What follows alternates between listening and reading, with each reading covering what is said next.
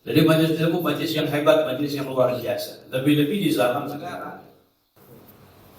Zaman yang Nabi SAW pernah bersabda kepada para sahabat, "Innakum asbahtum fi zamanin kathirin fuqaha'u, qalilin khutaba'u, qalilin samiluh, kathirun mu'tuh.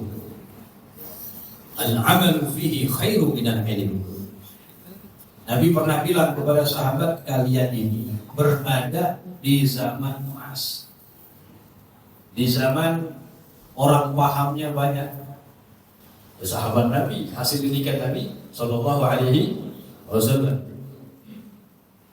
Tukang ceramahnya sedikit. Ceramahnya siapa? Ya, yang minta sedikit, karena para paham. Yang memberi ilmu banyak. Itu di zaman sahabat.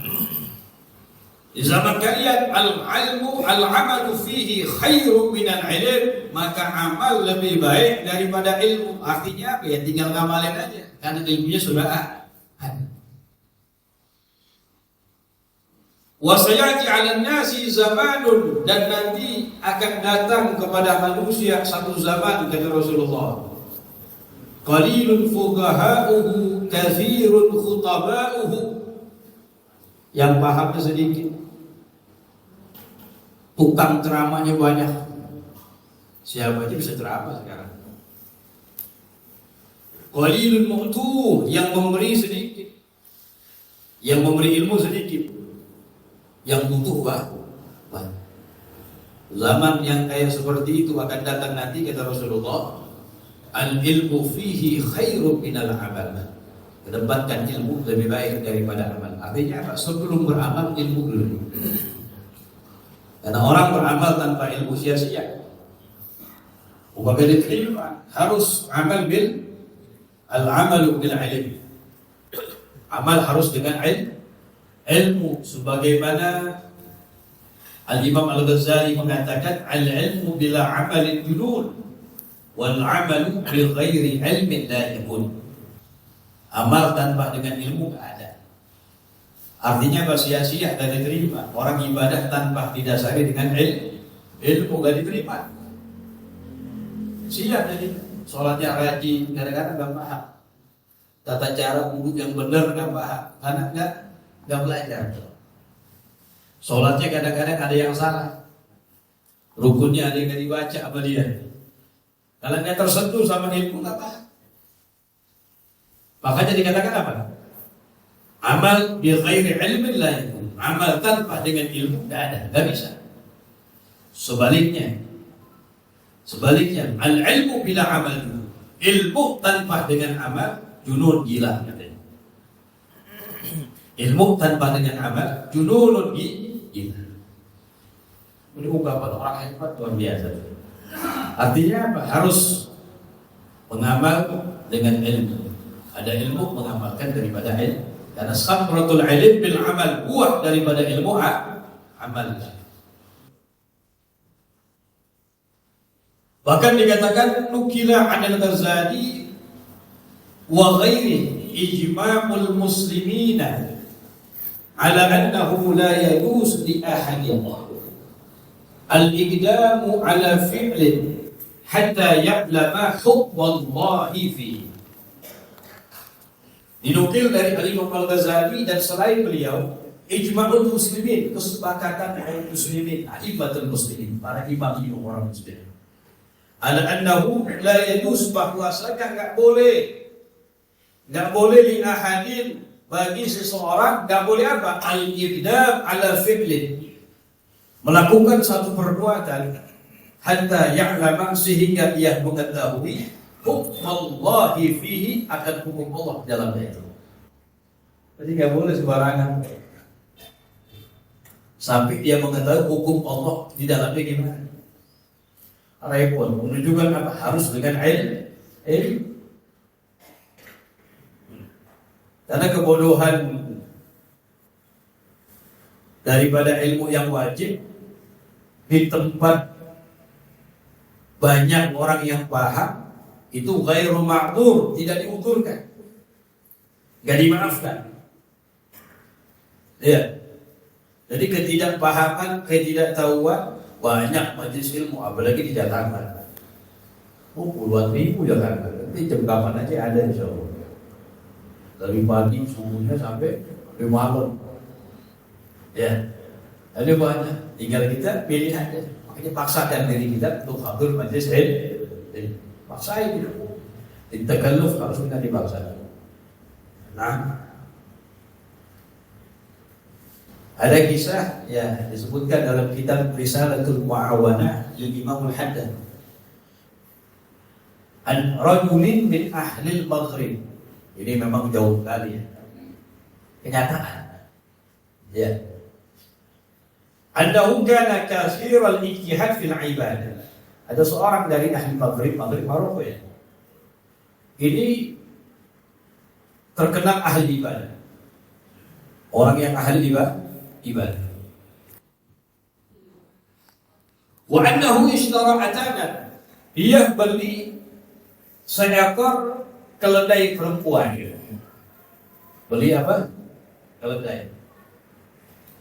Walam yastaqbil hafish. Ya dibeli cuma keledainya dikandangin aja. Enggak digunain, enggak dimanfaatin sama dia.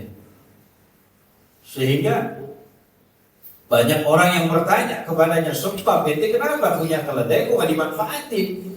Biasa buat ngangkut barang, buat ditunggangin. Waqala, maka orang yang dikenal ahli ibadah itu mengatakan, "Ma umsikuha illa limuhassina biha fardhi." Aku tidak menahannya dan digunakan, melainkan hanya aku gunakan untuk apa? Menyalurkan syahwat saya, gitu. Menyalurkan syahwat saja. Jadi kalau tergerak syahwat, didatangnya ke keledai. Dibilang kalau bini repot bini. Keledai aja lah. Wa kana la ya'lam tahrim ityan al-bahaim. Dia enggak tahu hukum haram mendatangkan hewan. Yang dia tahu enggak apa-apa. Makanya ibadahnya tanpa ilmu. Walamma 'arafa bi tahrimihi baka bukan syadidan. Ketika baru tahu ini haram hukumnya, nangis jadi-jadinya dia. Ini gambaran contoh ibadah tanpa dengan ilmu. Kemudian pernah juga ada seorang datang kepada Al-Imam Al-Haddad sahabatnya. Ngadu yasku ad-gillatil ma. Ngadu kepada Imam Haddad keadaannya sulit. Urusan banyak, keadaan sulit. Sempit keadaannya. Maka Al-Imam Al-Haddad beliau mengatakan apa? Unik jawabannya. Orang ngadu butuh sesuatu, sempit keadaannya. Maka Imam Haddad bilang, khudh kitabak watlubil ilm. Khudh kitabak watlubil ilm. Ambil kitab ente, buku ente, tuntut ilmu di mana. Kira-kira jawaban nyambung mereka kan. Orang ngadu keadaan sempit susah disuruh tuntut ilmu, hadir majelis ilmu. Ternyata Al-Imam Al-Haddad berkata demikian bukan tanpa alas.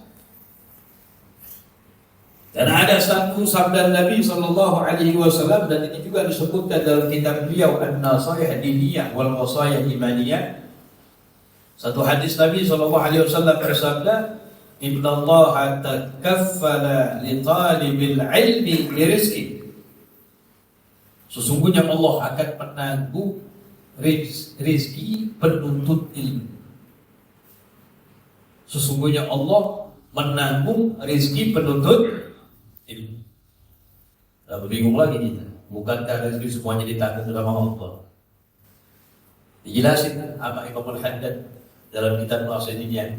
Hadza takaffulul 'am. Hadza takaffulun 'amun ba'da takaffulil 'am. Alladzi takaffala Allah likulli dabbatin fil ardh. Bilang ini adalah tanggungan khusus yang Allah tanggung setelah tanggungan umum. Jadi ada dua, ada tanggungan umum, ada tanggungan khusus. Kalau tanggungan umum semuanya. Sebagaimana firman Allah, "Wa ma min dabatin fil ardi illa 'ala Allahi rizquha."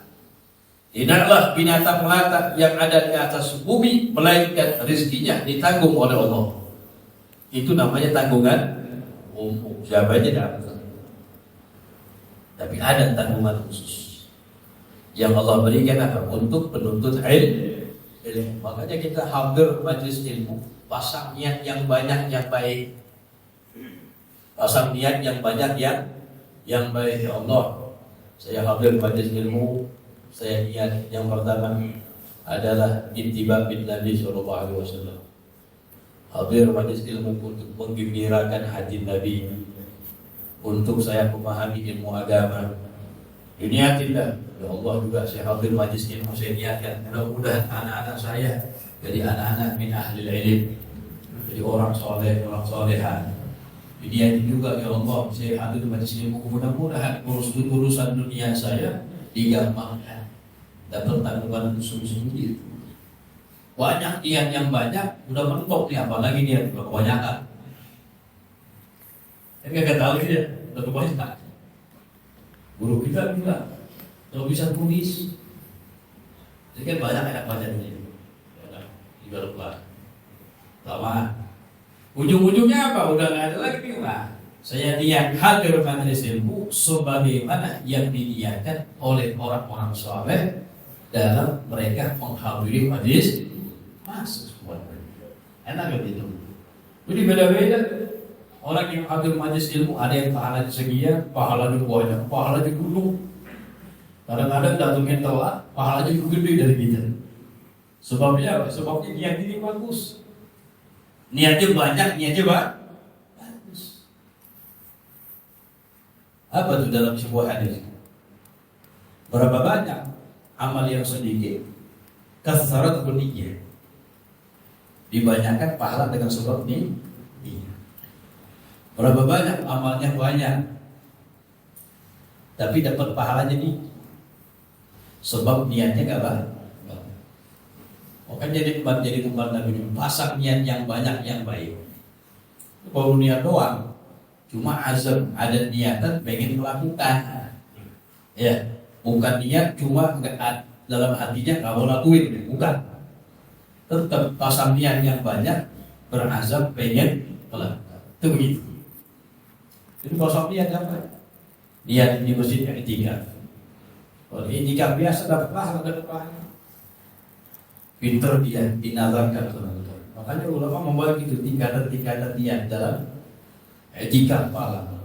Ada yang niat biasa, nawaitul itikaf fi hadzal masjid lillahi. Kebanyakan orang begitu. Tingkatan kedua, nawaitul itikaf al-mantur fi hadzal masjid ma dumtu fihi. Saya niat itikaf yang dinazarkan. Pahalanya lebih gede dari yang pertama. Karena jadi wajib. Ada lagi yang tingkatan yang terakhir, yang ketiga lebih hebat lagi. Saya niat i'tikaf yang dinazarkan di masjid, dan saya niat duduk sebagaimana yang diniatkan oleh Nabi Muhammad, sebagaimana yang diniatkan oleh orang-orang soleh.